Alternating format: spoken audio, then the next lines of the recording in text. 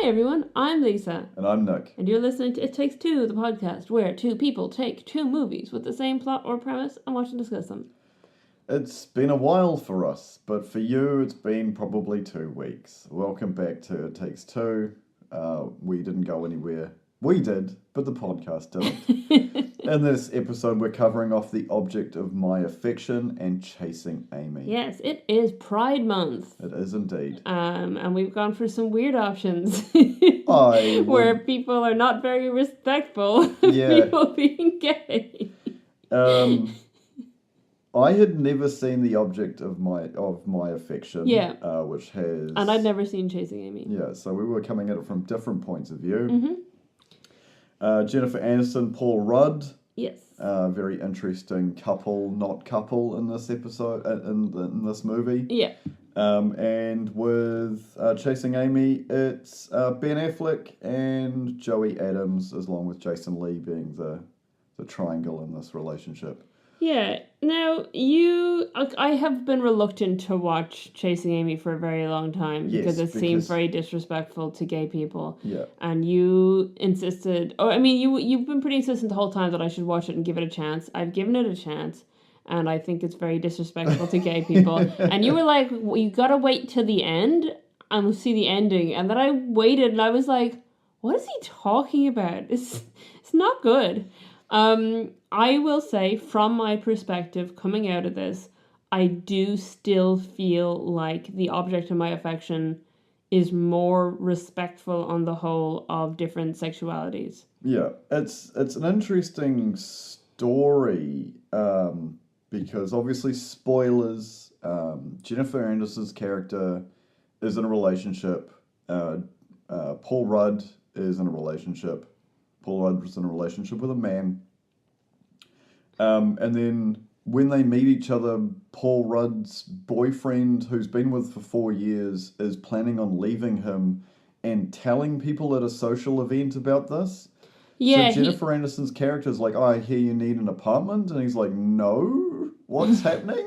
Yeah, it's really shitty. You do get the hint at it first that when everyone knows the boyfriend doesn't show up for him. Yeah. And then when the boyfriend shows up really late, he says to him, we've been invited to this party, and he says, oh, I really need to talk to you tonight. Yeah. And that's kind of your first hint where you're like, oh, he's going to break up with him. And then he insists that they go to the party because he wants to chat up a publisher. Yeah. And then he's sitting next to Jennifer Aniston at the thing and mentions to her that Paul Rudd's character, George, right, is going to need somewhere to stay very soon.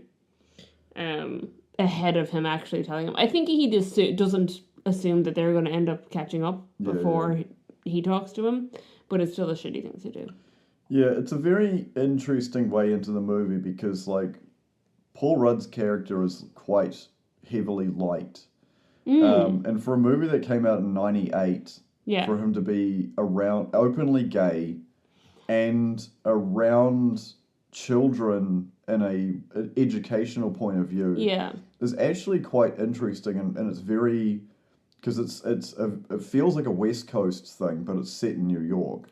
Yeah, because there's definitely a moment at the beginning where obviously going into it we know what the concept is, or the general concept is. But there's definitely moments at the beginning where you get the impression that people don't know he's in a relationship with a man. Yeah. But then they do. Yeah.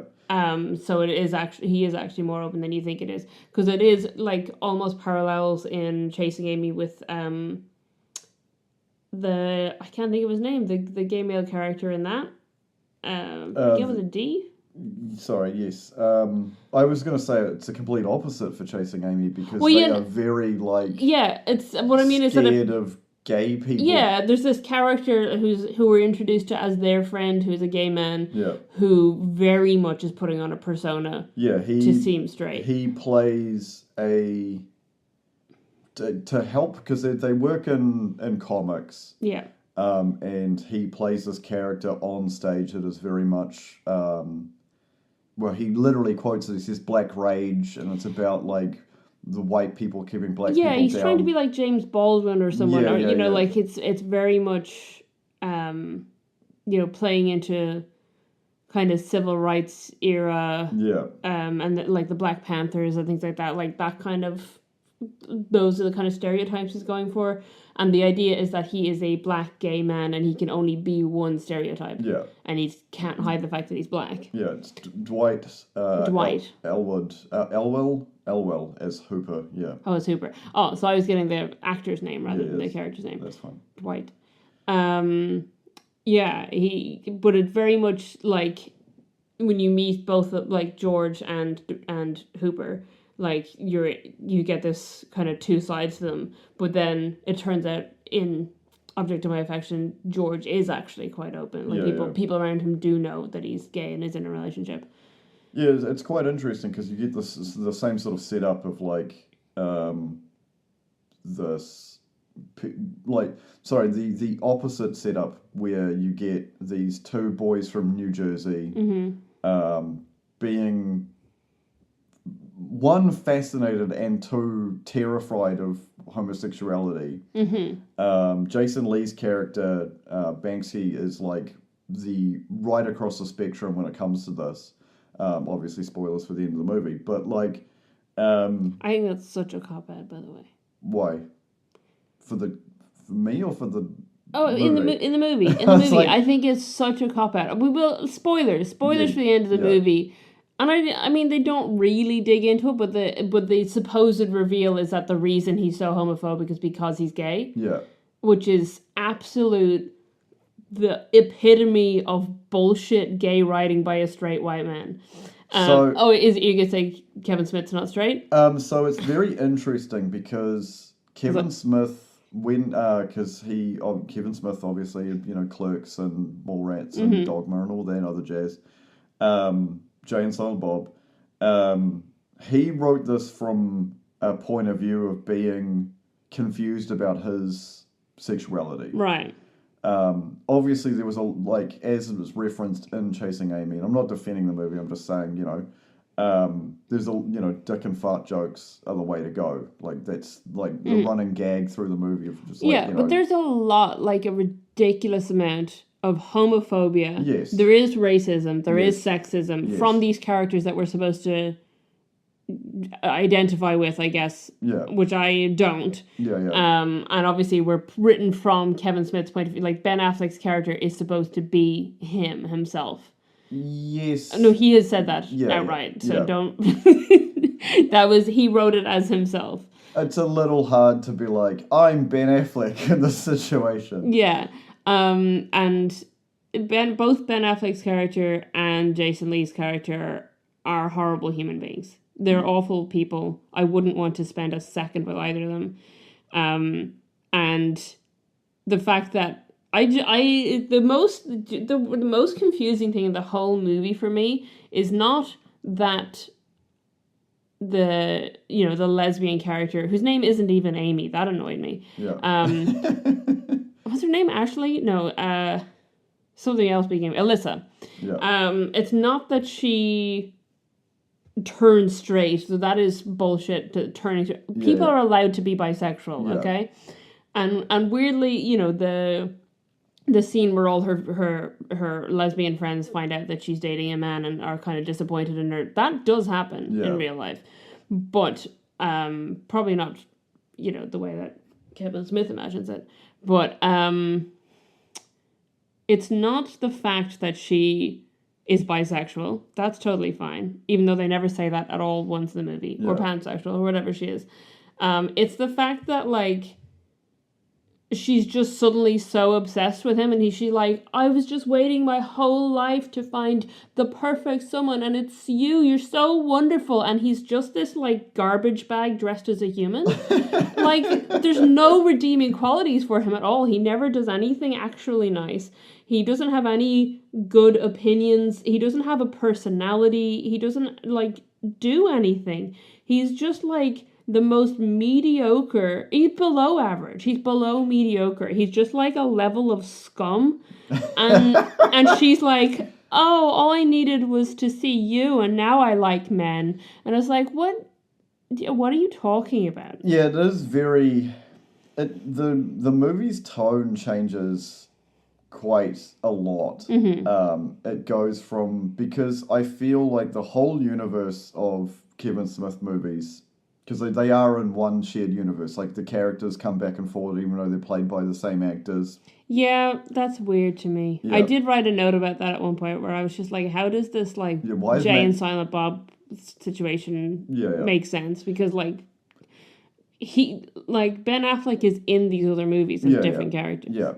And same with... And Jay and Silent Bob interact with him in other movies as different characters. Yeah. So they must know that this guy is a clone of these other guys. Including one is like a demon, I think. I don't know. In Dogma, they're angels. Oh, they're angels. Yeah. Close enough. Close enough. Close enough. Lucifer is an angel. True. That reminded me of that claymation thing. Anyway, I don't remember where I was going. I've been derailed here. Help. You were talking about the View universe. Oh yeah, yes. It's a shared universe, Yeah. and I always pictured it as like sort of not real. Like it's reality, but it's not real reality. You know, there's that moment. Sub-reality, where they reference back to Clerks. Yeah. And I think I was going to say I made you watch it, but I think we watched it together. Yeah. And there's the guy who dies in the bathroom, Yeah. and then one of the people has sex with the dead body. Yeah. And they mention it in there, like, oh my god, you know that person? Yeah, like, you know. Yeah. So it is all within the same universe. I feel like it's that very much small town, but it's not small town because they are from New Jersey, and New Jersey's not small.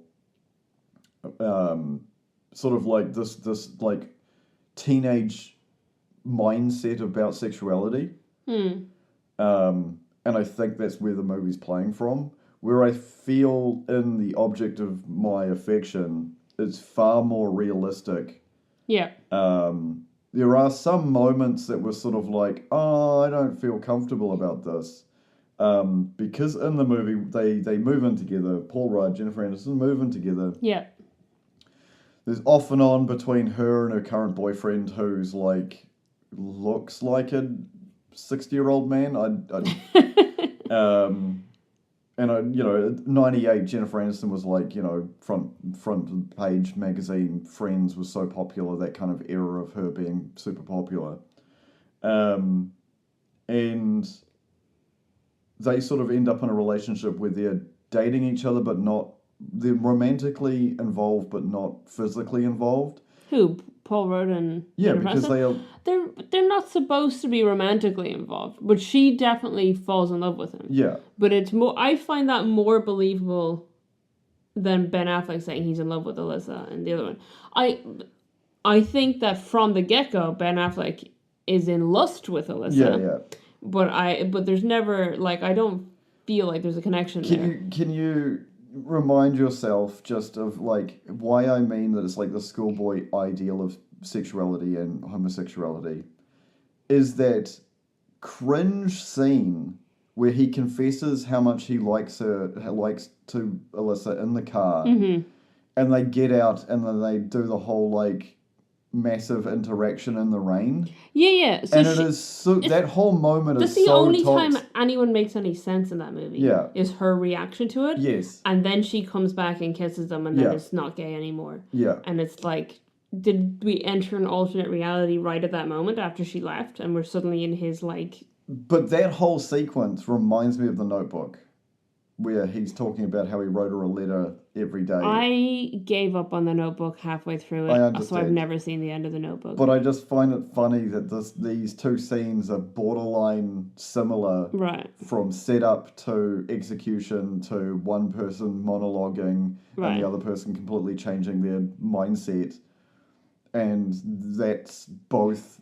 Like, the Notebook is, like, regarded as, like, a really romantic movie. But then it's the same as... It's not. It's some bullshit. Yeah, but that's... I would say general masses. I will say the only thing I know about The Notebook is that she absolutely should have ended up with the other guy. Yeah. Anyway. Titanic is another perfect example. I think it's James Marsden plays the other guy as well, and he's just like a really nice guy. Yeah. That's like in love with her, and she's in love with him, and then she's like, I gotta go hang out with 1,000,000 geese and this asshole. That's what every woman wants, don't It's you know not. that? It's not. Get Kevin Smith on the phone. I'll say this is not what women want. No, I was saying million. The 1,000,000 geese. Yeah, I know, but Yeah. I think that Kevin Smith agrees with you. That's why he's doing this. Yeah, scene. yeah. It's there's one scene that I found uncomfortable in The Object of My Affection, and it's when they're almost going to have sex. Yeah. And I was like, And it fucks up their whole relationship. yeah, Yeah. yeah, And like that, like you were saying, you know, it's a pseudo romantic relationship that they've been living together, they've been doing all this stuff together. I think at that point they had already agreed. That was after George. So she's gotten pregnant with her. yeah. That's the whole. Sorry, With her partner. Yeah, for the people who haven't seen that movie, that's the whole premise: is that she gets pregnant, decides she wants to have the child, but wants to have it with Paul Rudd. Yeah. So she the whole time has kind of been saying she doesn't really love this guy. Yeah. She likes him. She likes being around him. But she's not. She doesn't want to. She never wants him to move in. And then he's kind of testy about the fact that she lets Paul Rudd move in instead. And it's when she gets pregnant and she takes a day to figure out what she wants. She decides she doesn't want to be in the relationship with the guy anymore, but she wants to have the kid, and she wants Paul Rudd's character George to be the father of the child, like to raise it as a parent. Yeah, because he's an early childhood school teacher anyway. Like, and he's always looking after other people's kids, and then they do have at first he's kind of freaked out by it, but then he kind of falls in love with the idea of being a father. yeah, because there's that scene where he's watching like a dad and his son playing catch, in the park across from their Brooklyn apartment. So at this point where this scene happens, where they screw everything up, he has agreed. He has gone and found her and said, actually, because when he was all iffy about it, she went and lived with the boyfriend and all that shit. Yeah. And then he drove her insane. So at this point, they've moved back in together. They're going to raise this child together. She's pregnant. She is clearly in love with him. Yeah. But like to this point, up until this point, she knows that it's not reciprocated, it's not going to be reciprocated. And then she has this moment where she just like gives into it, and then they start kissing, and he just kind of goes along with it. Yeah. And I think he just gets carried away, and then like the phone rings, and he's like, "What the hell am I doing?" And she wants to continue, and he's like, "No." But he obviously at that point, then the point of it is that she feels she's going to feel awkward about it, but also she thinks that maybe there's something, maybe they can be together, or maybe he does feel the same way. But on his end, he suddenly realizes, she's actually in love with him, which means that then when he finds someone that he is interested in, he hides it from her because he doesn't want to upset her. Yeah. By being like, hey, I want to bring this guy home, even though that was the parameters they had agreed on originally. He knows that it will actually hurt her, even though she had said it wouldn't. Yeah, it's complex. People just need to talk to each other. Yeah. Oh yeah, absolutely. But in that, I feel like in that case they had talked to each other, and he has realized that things have changed from when they talked to each other. Like, because they had laid ground rules that she was fine with him bringing people over. They could use her bed instead of his because he'd got a single bed or whatever, But at this point, she's grown so attached that he knows that doing that potentially would actually harm her. But then in doing so, he ends up, kind of making it worse.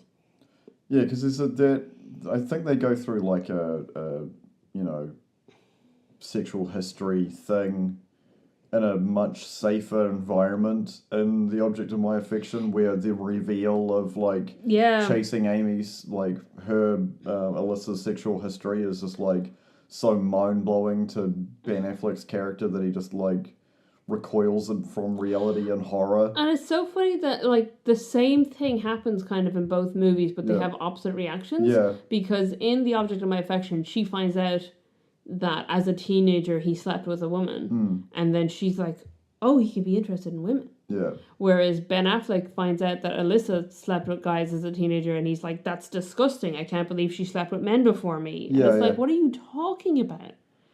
Yeah, it's a very bizarre, because it is that like as Banksy's character says, it's just like, there is no It's such just Banky, not Banky. Banksy. Yeah, sorry, I keep thinking of the artist. The artist. Yeah. That this he is a very closeted from himself, and I think that's why he turns it into a hate sort of relationship. It is again, that is a cop out because I understand it's a cop out. I'm just explaining. Sorry, it's just such an annoying trope. Yes. Of like, oh, but he was homophobic because he was gay all along. Yeah. It's like, just don't. Like, why do you need to paint gay people as people who are afraid of themselves? There's a lot of people who are afraid of themselves, though. Yeah, but it's such an overused trope. I know. As like. Is it over, like... And also, like, in real life, because all I'm thinking of, I know this is not the same thing, but all I'm thinking of is when the allegations came out that Kevin Spacey had assaulted minors, and he was like, oh, but I was just gay and confused. Yeah. It's like, Kevin Spacey, shut the fuck up, you're a predator. And you can quote me on that in letters to Kevin Spacey. But it's just such a cop-out to be like, oh, this character was such a dick to everyone he met because he was sad and confused about his own sexuality. Yeah. It's like, give gay people some, like, dignity. That's not what most people are like. And also, it's not an excuse if what someone is like, that doesn't make it okay that they were homophobic. Yeah. What I was going to say... Sorry. That's all right.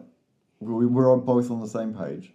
What I was going to say is where he's accusing lesbianism of not being real. Yeah, oh my God. He's like, yeah, I can understand men being attracted to men, but women can't be attracted to women because there's no dick and everyone loves dick. Yeah.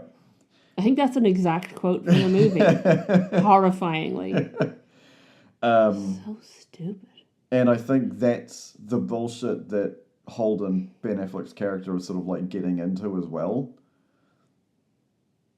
Do you not agree? What do you mean? That's like, because it's basically like worm tongue like in his ear the entire time. To the point where like when they end up finally sleeping together, he like leaves like he's been cheated on. Yeah, but also like why did they do it on the couch? Where like does Holden not have a bed? I don't know, because you never see like because you see where they're like it's a recording studio above like a magazine store or a record store, and you never ever see anything that makes sense in their apartment. Yeah. It may have just been like let's get this prop and then use the prop, Chekhov's couch. I don't know. Okay. I don't know the explanation for that, but that is very much like, I wanted to eat cereal and watch television, fix my couch, I'm leaving, You're frowning like you don't remember. Okay.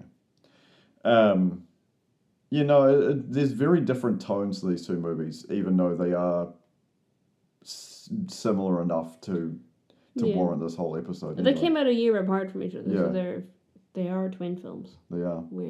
Weirdly. Yeah. Though I will say I think I probably should get into it later right now, but The Object of My Affection, I'll get into it in more detail. The Object of My Affection was in production hell for a while, so it's not like it was copying the Kevin Smith movie. Yeah. Sorry, is there anything else? Oh, I don't know. What do you mean? Is that it? Is that the end of the episode? No. I just normally you just like pause and then go into something else, but it was just like pause and we're like...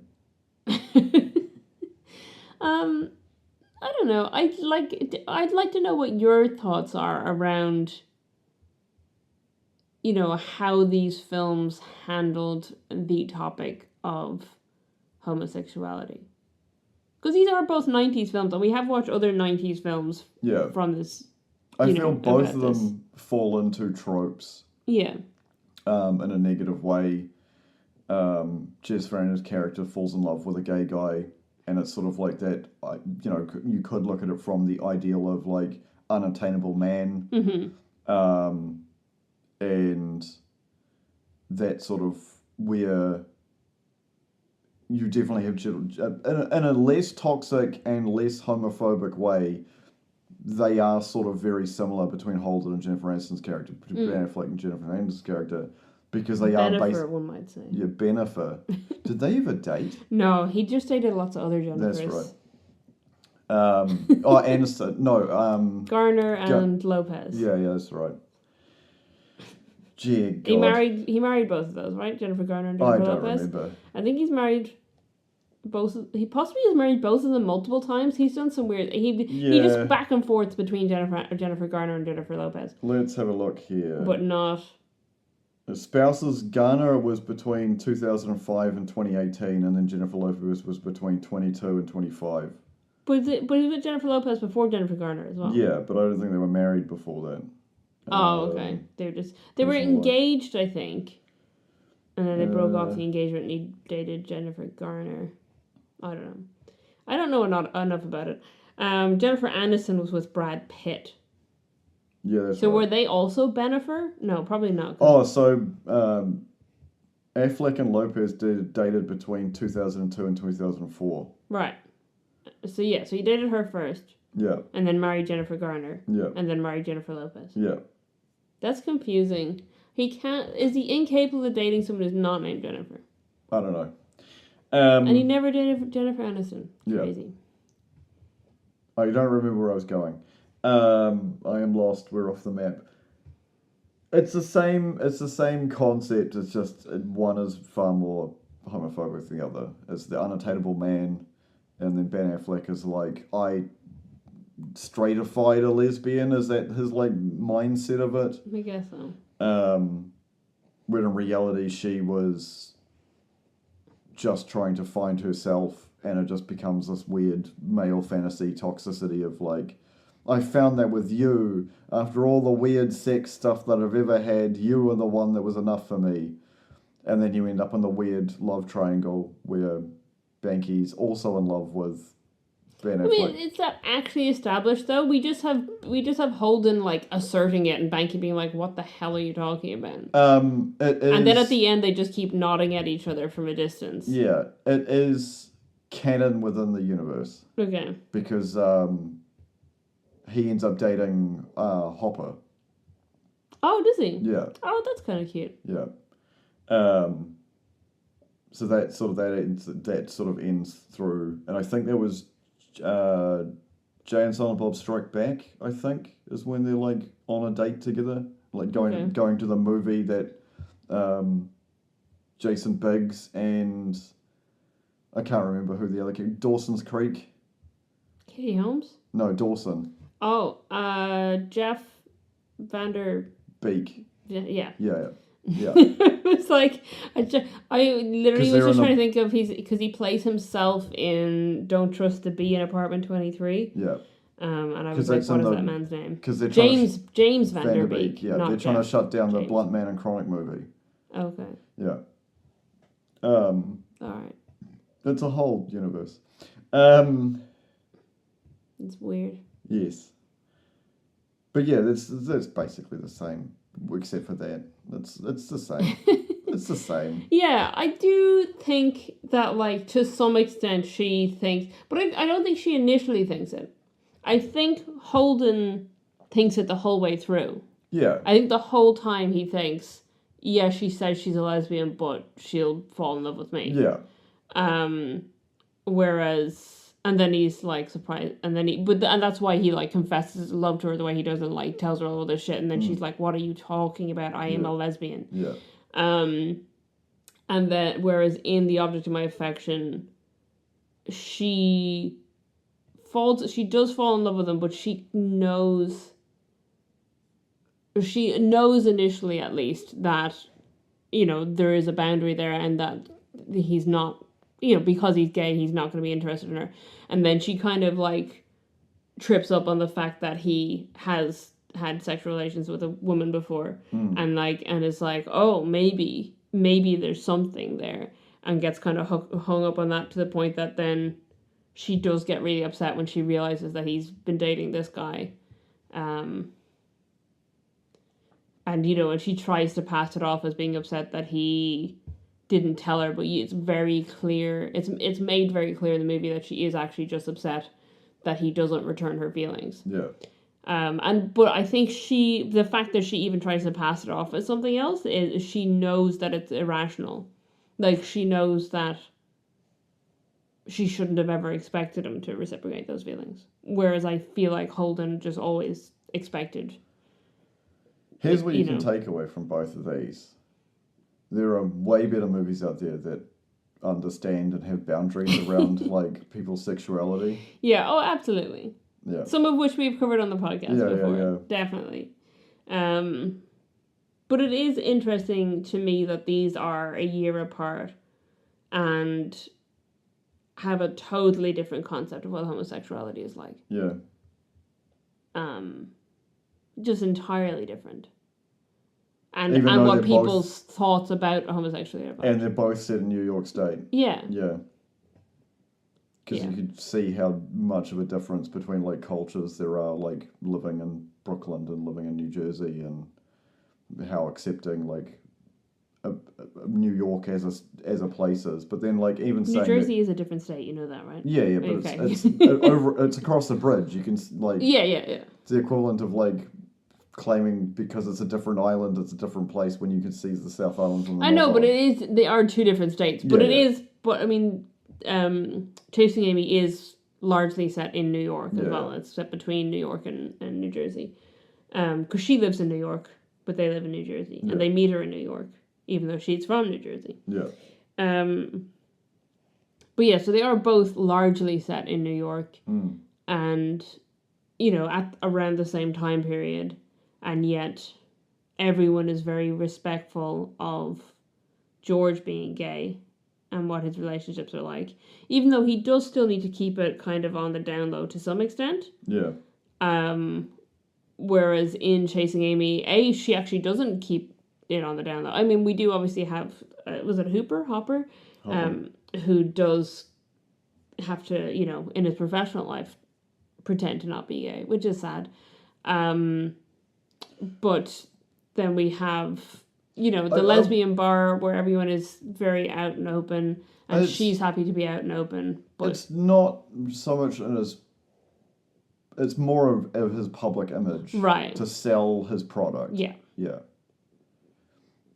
Sorry, just... Yeah, that's true, because these are comic authors know that he's gay. Yeah. But to the public. And also the organisers also know that he's, like, full of shit. Right. Because he goes through all the paperwork to pull a gun and shoot a blanket someone, shoot a blanket somebody in who's asking him, like, questions from the audience in his thing, which apparently drives up his sales, which I think's a brilliant tactic, but, like, so funny. I love that scene where a young reader, like, gets his autograph and he's like, see that man who's staring at Ben Affleck, he's the white devil. Yeah. It's like, yep, that's true. That's true. He played Daredevil. That's true. He did play Daredevil.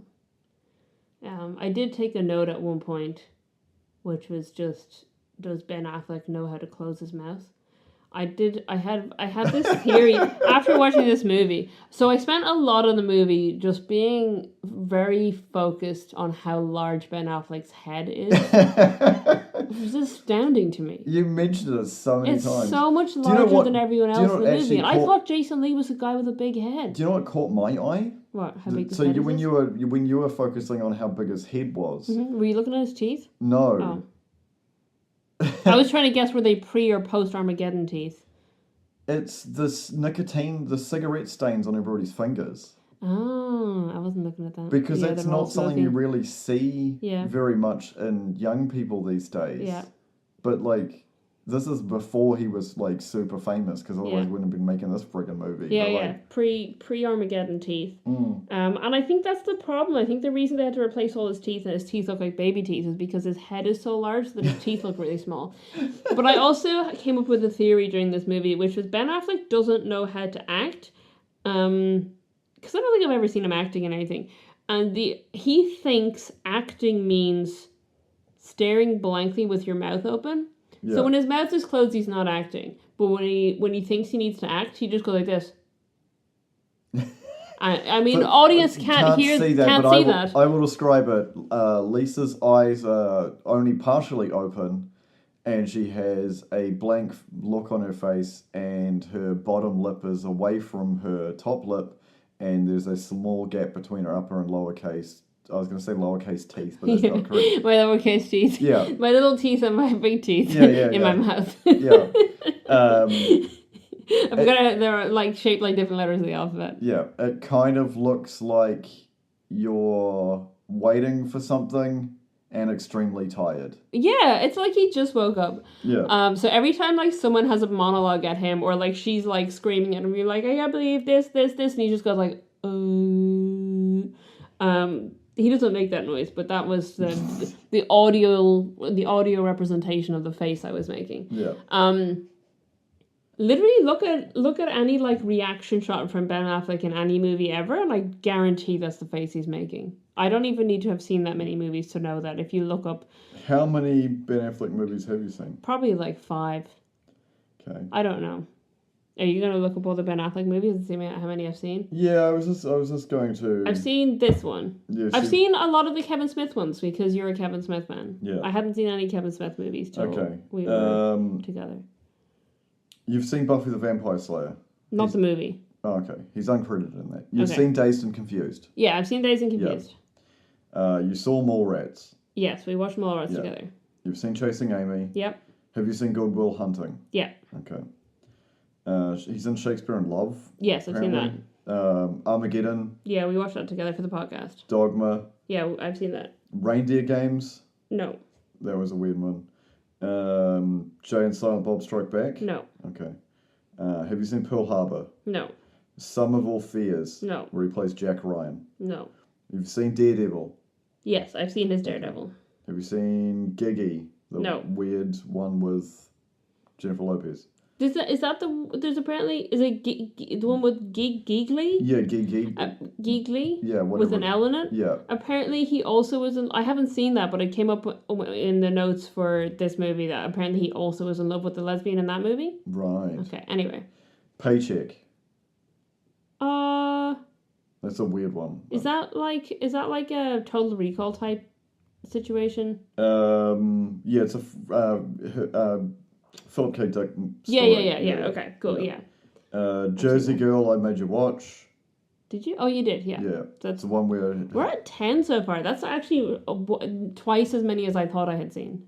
He's only in the director's cut of Elektra. I haven't seen Elektra anyway. We tried to watch Clerks 2, but apparently my disc is missing. Okay. So you haven't seen that. I haven't seen that. Have you seen Smoking Aces? No. I think I've got that on DVD. State of Play? No.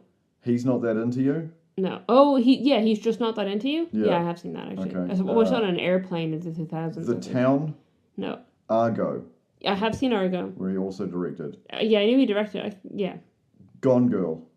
Yes. And he spends a lot of that movie doing that face. Yeah.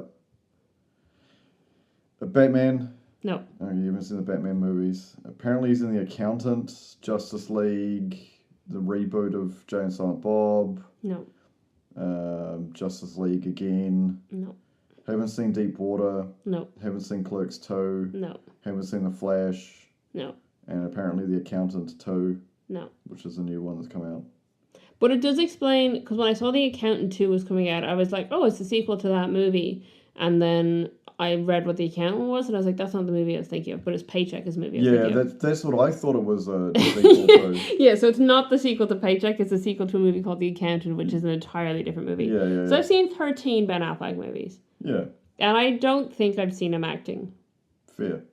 And I think Charlie Cox is a million times better as Daredevil. Yes. I think everyone would agree. Yeah. And I will say, I will put my hand up and I will say, when the Netflix Daredevil movie came, or show, TV show, series, web series, whatever you want to call it, came out first, I said, why have they cast the dude from Stardust in this? He can't be Daredevil. and I was immediately corrected. And I was like, one episode in, like, wow, the guy from Stardust can act. Which is not a thing I've ever said about Ben Affleck. The Defenders, as in the four of them, every one of those shows was fantastic except Iron Fist. Iron Fist. Which is awful. He's so bad. The show is so bad, but also he's so bad. It's the... Because I tried watching it. It's bad. Yeah. And it is... Every single episode is like an on-off switch of him being like, I'm the immortal Iron Fist. And then the next episode is him complaining about he shouldn't be the immortal Iron Fist. Yeah. My tier list would be, I put Jessica Jones at the top. Yeah, Jessica Jones is fantastic. Whoa, I love Jessica Jones. And then Daredevil, and then Luke Cage, and then Iron Fist. Yeah. But there's like I'd say a decent gap between Daredevil and Luke Cage, and then a much, much wider gap between Luke Cage and Iron Fist. What was I going to say? Ben Affleck. I just want to talk about Ben Affleck some more. Because I'm just baffled by him. So here's the thing, right? I think Ben Affleck's whole career is down to the fact that he just has some cool friends. I think that the fact that he's friends with Matt Damon and Matt Damon can act, and the fact that he's friends with Kevin Smith, who will continuously put him in movies, is the reason he has a career at all. And I think, and what's strange to me, here's what's strange to me. And listen, you guys can come for me in the comments. You guys can come for me. I didn't know who Ben Affleck was growing up. But I heard a lot of people talking about how attractive Ben Affleck was. Like, he was, like, up there as, like, he's, like, one of the hot people in Hollywood or whatever. And, you know, you go to these movies because Ben Affleck's so hot. So I have been eternally confused since the first time I saw what Ben Affleck looks like. Because I think everyone I knew in the 90s and 2000s may have been blind or had a concussion. Yeah. Because he's just like a mannequin. He's just like but he's like a shitty mannequin that like all the good mannequins broke and you gotta pull this shitty one out of the basement and it's all covered in goo and you're like, I guess we gotta put this one up. He looks like someone's put a plastic bag over a mannequin face and it just like it kind of got stuck there with some goop. Right. Do you know what I mean? That's what his face looks like to me.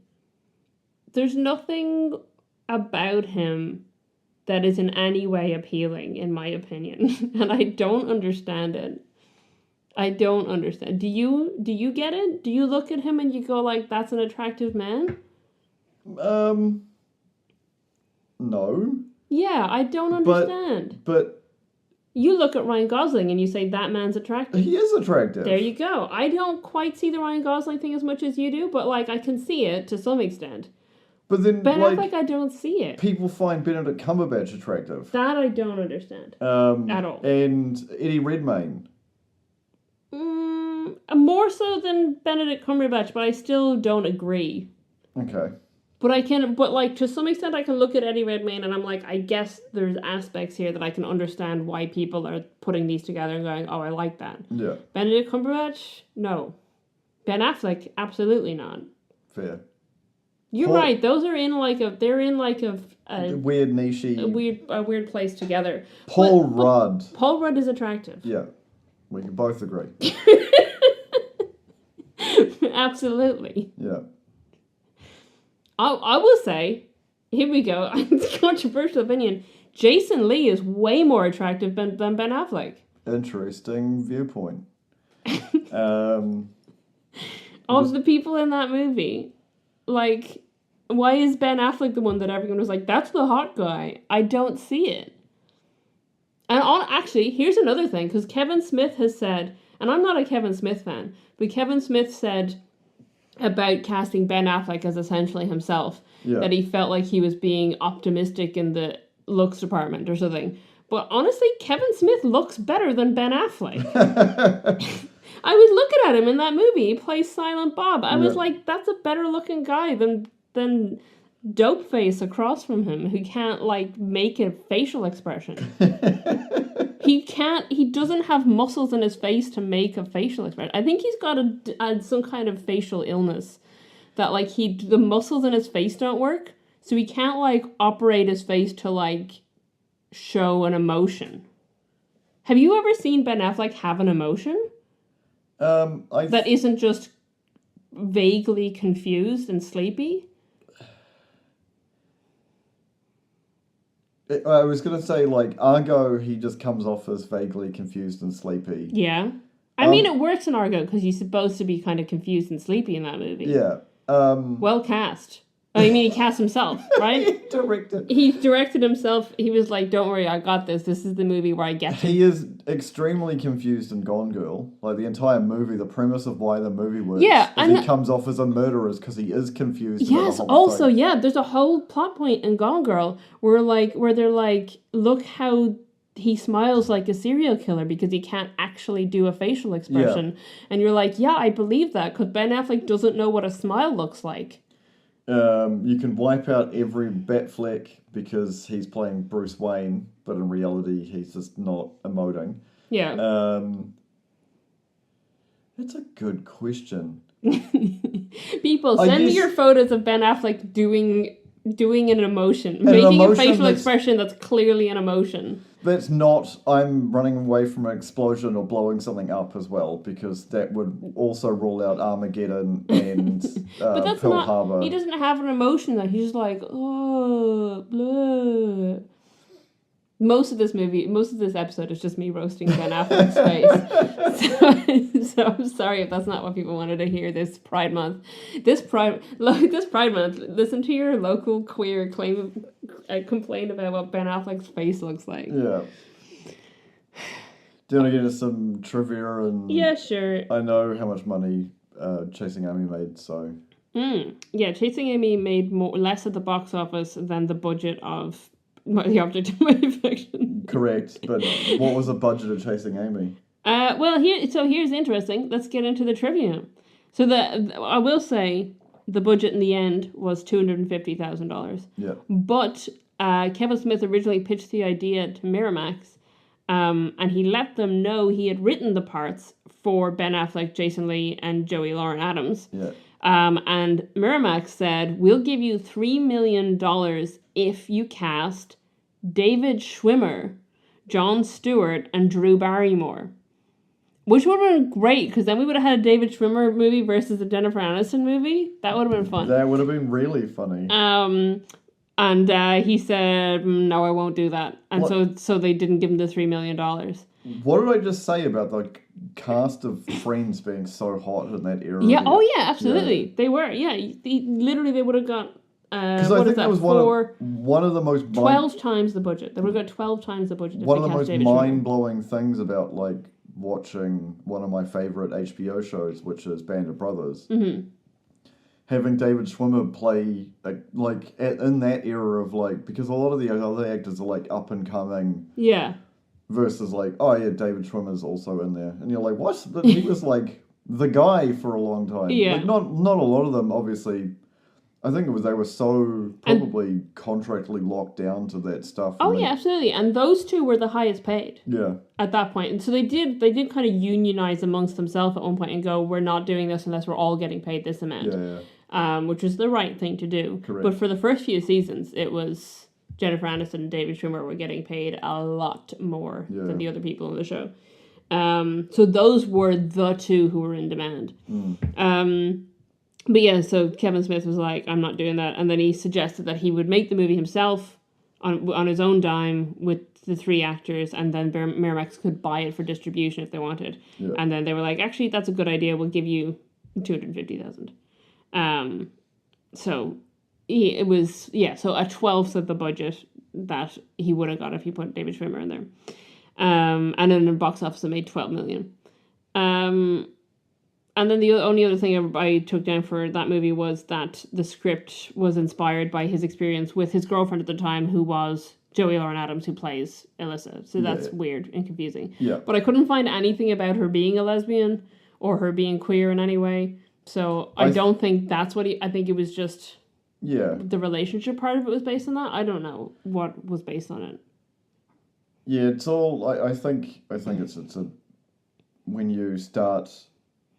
putting your own life and your own experiences onto paper, people will, through speculation, get a bit twisted, and you'll be just like, oh, well, this is like clearly him saying that this, scene for scene, this happened in his real life. Oh, it's yeah. No, it's not that. But I don't know what exactly it's based on. For the other one, most of the trivia was just these people were going to play, these people were asked to play the characters, these people were asked to play the characters. So what I've taken down is actually from the Wikipedia page, which is that, so it was based on a book, and Paramount Pictures optioned the book in the 1980s. Wow. And then in 1993, they brought in Nicholas Hynter as director, and they offered the role of Nina to Winona Ryder. Oh, that would have been interesting. Turned it down.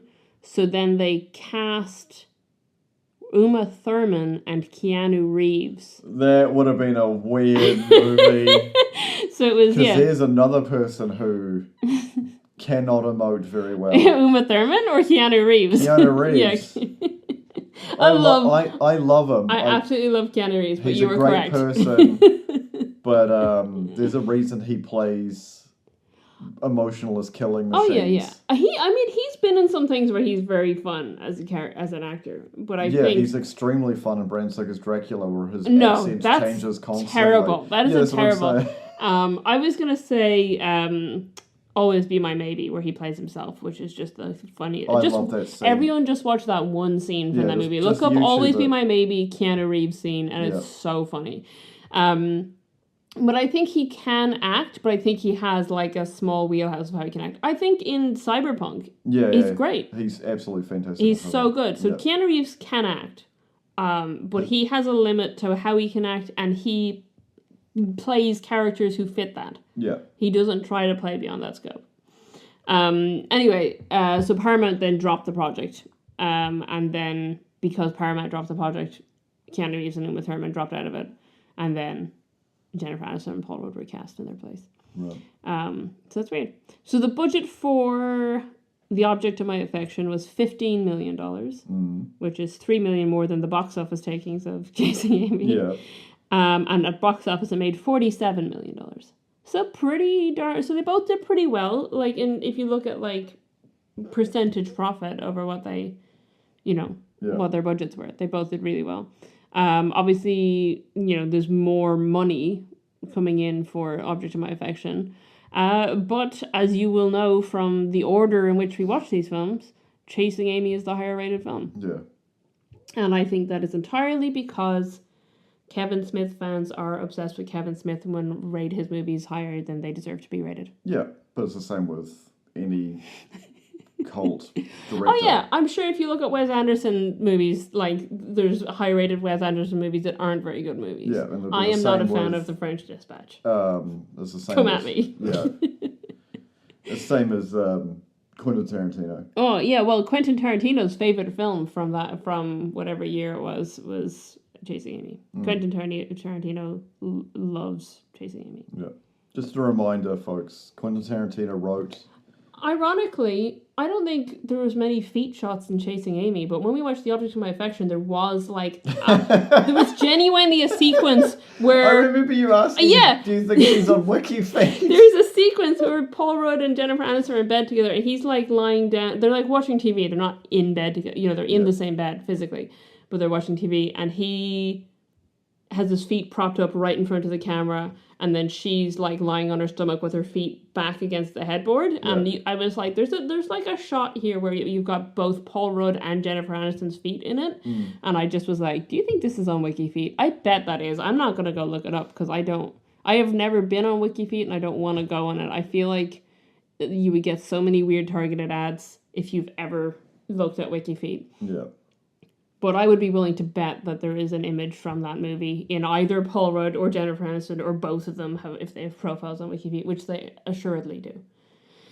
So I'm surprised that Quentin Tarantino wasn't more into the Object of My Affection than Chasing Amy, because I don't think Chasing Amy had any feet. What I was going to say is Quentin Tarantino wrote a script for a movie about feet that had Salma Hayek make somebody pour alcohol and suck her toes, and then he cast himself in that role. Yeah. So, there's no denying. No one's denying it. Everyone knows Yeah. Quentin Tarantino has a foot fetish. Yeah. That's just like a fact that is well known.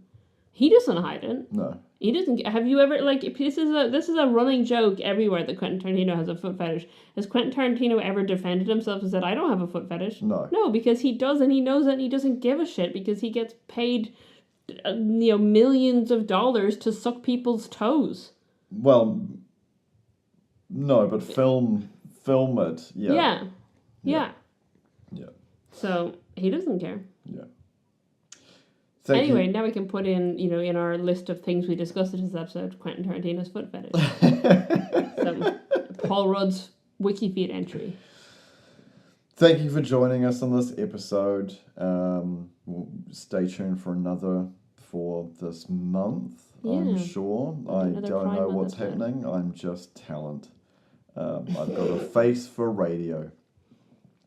You've got a better face than Ben Affleck. Thanks, sweetie. She loves me. Spoilers. Spoiler alert. Yeah. Go to our website, ittakes2.co.nz, and you can find a list of things, including our Discord, our mailing list, etc., and also our social media. I tell you what really helps out with the algorithm, with our availability on the internet, is sharing episodes. So if you enjoyed this or you didn't enjoy it and you want some hate flowing at Lisa because she hates Ben Affleck's face so much, share it with your friends. Share it with a Ben Affleck fan club. Yeah, share this episode with Ben Affleck fan club and send them at me. Because at least we'll get some clicks. Thank you for joining us. Goodbye. Goodbye.